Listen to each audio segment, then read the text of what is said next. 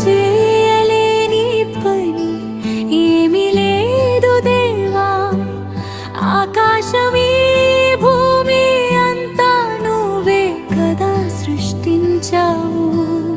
ఒక మాటతో వెలుగు తెచ్చిన దేవుడివి నువ్వు. నిజంగా నీకంటే గొప్ప శక్తి ఎక్కడా కనిపించదు దేవుడా. చీకటిలో వెలుగు చెప్పావు, అంత ఖాళీగా ఉన్నప్పుడు సృష్టిని నిలబెట్టావు. నోవహుతో మనుషులను కాపాడి ఆ హరివిల్లుతో మాట ఇచ్చావు. బాబెల్ గోపురం మోహంకారం పడగొట్టావు, భాషల్ని నువ్వే మార్చేశావు. అబ్రాహామును పిలిచిన దేవా నువ్వు అసాధ్యాన్ని సులభం చేశావు. నీకు అసాధ్యమంటూ ఏమీ లేదు దేవుడా. నిన్ను నమ్ముకున్న వాళ్లకు ఏదైనా సాధ్యమే.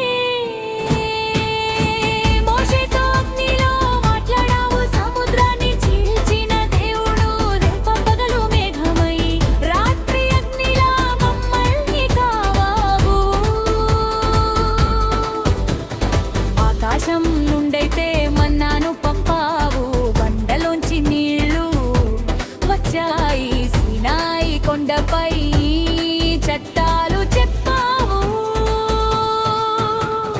యొర్దాను నదిని ఆపేశావు కదా దేవా. మమ్మల్ని వాగ్దానం చేసిన చోటికి నడిపించావు. ఎరికోడోలు కూడా కూల్చేశావు.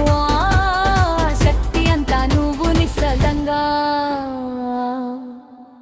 ఆరాధించినప్పుడే చూపించావు.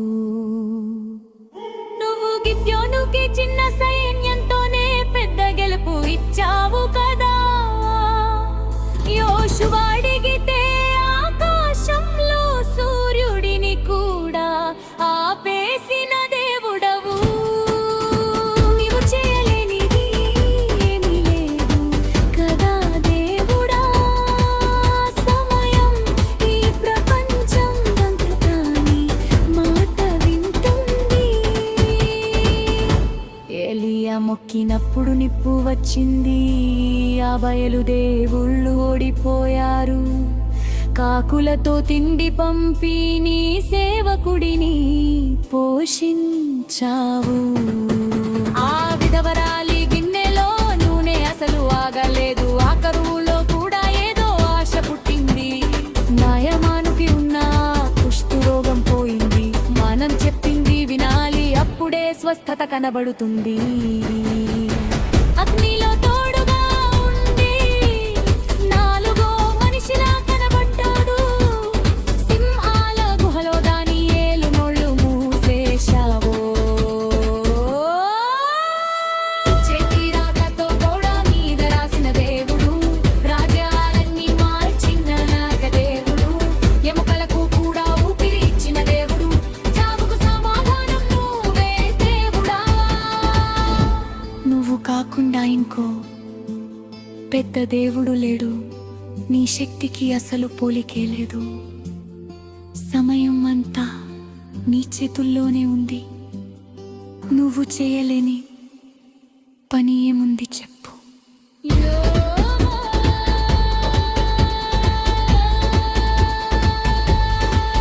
దేవుడా,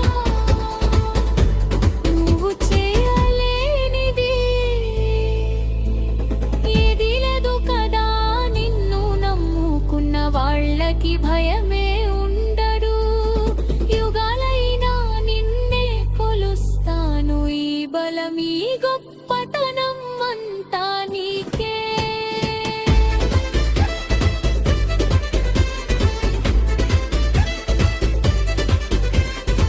నిన్న మనల్ని చూసుకున్న దేవుడే ఇప్పుడు ఉన్నాడు. ఎప్పుడు ఆయనే ఉంటాడు. ఆయనకు సాధ్యం కాని పని అసలు ఏమి